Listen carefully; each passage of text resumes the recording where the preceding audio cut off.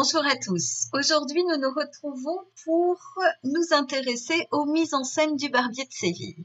On commence par une très courte vidéo dans laquelle je veux vous montrer tout d'abord les costumes tels que Beaumarchais les avait imaginés. Donc, voici deux images représentant les costumes que portaient les comédiens lors des premières représentations du Barbier de Séville. Vous avez à gauche de votre écran le comte Almaviva, incarné par Bellecour, et vous voyez que le costume a deux fonctions au théâtre. Tout d'abord, il fait vrai. Il donne l'illusion du réel, donc il est au théâtre un effet de réel. Ici, vous avez un costume qui pourrait tout à fait être un costume espagnol des XVIIe ou XVIIIe siècle. Vous le remarquez notamment à la collerette qui enserre le cou même du comédien et qui est assez représentatif de cette époque. Donc, le costume va permettre de situer la scène dans le temps et dans un lieu. Et puis, le costume va permettre aussi de construire le personnage. D'emblée, quand vous voyez ce personnage, on sait qu'il s'agit d'un personnage qui appartient à la noblesse. Pourquoi ? Parce qu'il est richement vêtu. Et que, appartenant à la noblesse, il est également un personnage jeune. À quoi le voit-on ? Aux couleurs de son costume. A contrario, si vous regardez le costume de droite, qui est le costume prévu et porté par le comédien qui incarne Basile, c'est un costume qui n'inspire pas du tout la même richesse, la même grandeur sociale. Et c'est un costume qui, parce qu'il est tout noir, est beaucoup plus austère. On est dans un personnage qui a moins de prestance, qui est sans doute moins drôle, moins joueur que le précédent. Par ailleurs, vous pouvez remarquer la ceinture qui est portée un peu haute et qui laisse supposer un ventre proéminent et donc un personnage qui ne va pas briller par son charme ou son physique, mais qui va être un petit peu balourd. Et le costume, là encore, permet l'effet de réel. Je vous invite maintenant à regarder l'image suivante qui est une gravure représentant une représentation du début du 19e siècle, en 1827, donc environ 50 ans après l'écriture du Barbier de Séville. Donc vous reconnaissez dans le personnage féminin Rosine que l'on reconnaît à une robe qui évoque la jeunesse et qui surtout met beaucoup son corps en valeur. Alors pourquoi le corps mis en valeur ? Parce que le corps, ça va être le corps de Rosine, c'est l'objet de toutes les convoitises dans cette pièce. Et puis à ses côtés, vous reconnaissez Bartholo, qui porte un costume qui est un costume assez richement confectionné, mais qui n'est pas à la hauteur évidemment d'un costume de noble. Bartholo n'est pas un noble, c'est un bourgeois. Et parce que c'est un bourgeois, sa maison est une maison bourgeoise. Alors, le décor du théâtre représente cette haute bourgeoisie. Vous voyez un canapé dont les coussins et le tissu évoquent plutôt l'opulence, plutôt peut-être pas la richesse, mais en tout cas une relative richesse. Vous remarquez des tentures au mur qui évoquent également cette opulence. Vous avez l'instrument de musique, vous avez une représentation d'une fenêtre sur le fond qui laisse imaginer que le décor a pour but de faire vrai. Le spectateur doit avoir l'impression de rentrer chez Bartholo. Maintenant, je vous invite à regarder deux tout petits enregistrements de mise en scène.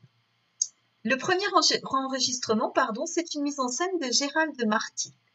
Alors, vous verrez au début de cet enregistrement que il y a le nom de la pièce et du metteur en scène qui s'incruste sur votre écran. Cela signifie qu'il s'agit bien d'une pièce de théâtre qui a été jouée dans un théâtre, mais que la représentation en question a servi pour faire un film, pour filmer la pièce et qui ensuite a donné lieu à une vente en DVD.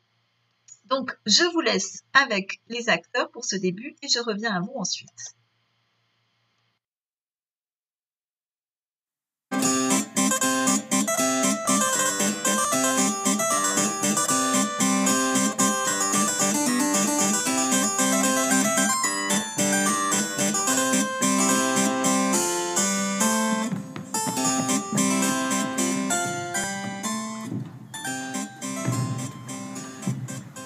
jour est moins avancé que je ne croyais.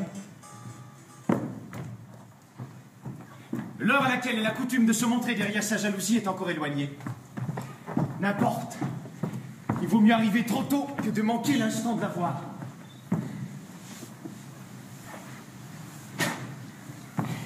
Si quelque aimable de la cour pouvait me deviner à 100 lieues de Madrid. Arrêté tous les matins sous les fenêtres d'une femme à qui je n'ai jamais parlé. Il me prendrait pour un Espagnol du temps d'Isabelle. Pourquoi non? Chacun court après le bonheur. Il est pour moi dans le cœur de Rosie. Mais quoi? Suivre une femme à Séville, quand Madrid et la cour offrent de toutes parts des plaisirs si faciles? Et c'est cela même que je fuis. Je suis là des conquêtes que l'intérêt, la convenance ou la vanité nous présentent sans cesse. Ah, il est si doux d'être aimé pour soi-même. Et si je pouvais m'assurer, sous ce déguisement... Au diable l'important.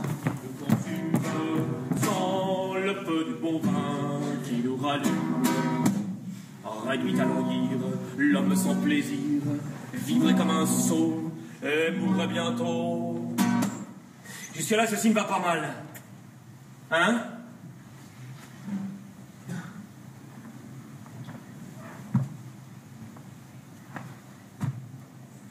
Hein? Et mourrait bientôt. Le vin et la paresse se disputent mon cœur. Eh, non, ils ne se le disputent pas, ils y règnent paisiblement ensemble. Se partage mon cœur. Dit-on se partage? Eh, mon Dieu, nos faiseurs d'opéra comique n'y regardent pas de si près. Aujourd'hui, ce qui ne vaut pas la peine d'être dit, on le chante. Le vin et la paresse se partagent mon cœur. Je voudrais finir par quelque chose de beau, de brillant, de scintillant, qui eut l'air d'une pensée. Se partage mon cœur. Si l'une a ma tendresse, l'autre fait mon bonheur. Alors, pardon, j'arrête là la vidéo et je n'en dis rien pour l'instant.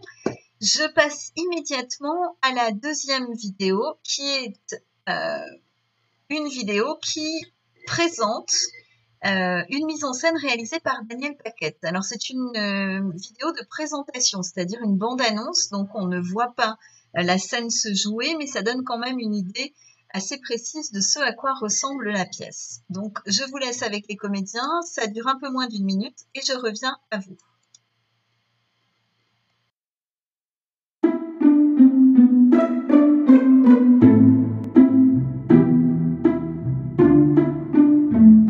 Le vent, le premier venu.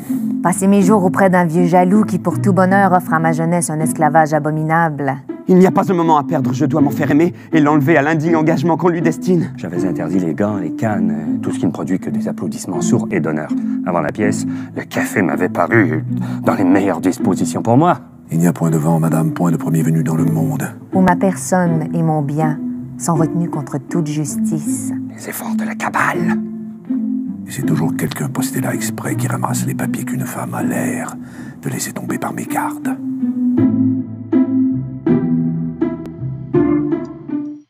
Donc voilà la bande-annonce de cette mise en scène de 2015. Et maintenant, c'est à vous de jouer. Je vous demande de me faire toutes les remarques que vous avez envie de faire pour chacune des 2 mises en scène filmées que vous venez de voir. Vous pouvez les revoir évidemment autant que vous le souhaitez. Et quand je vous demande des remarques, en fait, je vous demande de vous poser la question des choix qu'a fait le metteur en scène.